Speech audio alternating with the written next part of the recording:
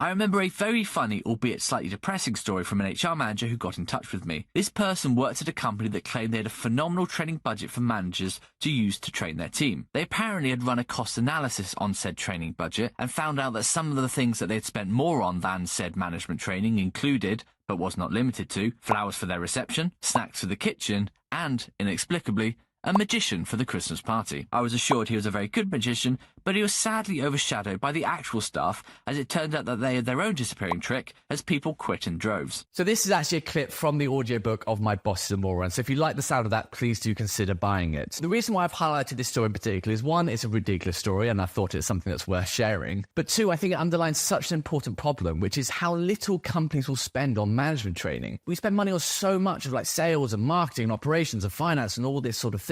When it comes to management training, there's just this sort of like assumption that people just know how to do it, but it's a new skill, right? 80% of people are accidental managers, which means they've kind of just inherited people to report into them rather than sort of saying, no, I would really like to manage people. And I think that's so important to recognize, because just because you're good at the core job doesn't mean when you become a manager, you're just automatically going to be a good manager, because you don't know how to do it, right? You need to be taught, you need to be trained, you need to actually be walked through like different structures of how to actually structure things like one-on-ones and training programs and all that sort of thing. And I think it's such a short-sighted approach as a company if you're not investing in this, because it's one of the biggest reasons why people quit. It's one of the biggest reasons why so many companies have productivity issues, and it's one of the leading reasons why so many people are quite hacked off at work. So management training is so important, but I did find that story in particular quite enjoyable. So like I said, if you do want to hear more, please do check out the audiobook version of My Boss and Moron, available to you now.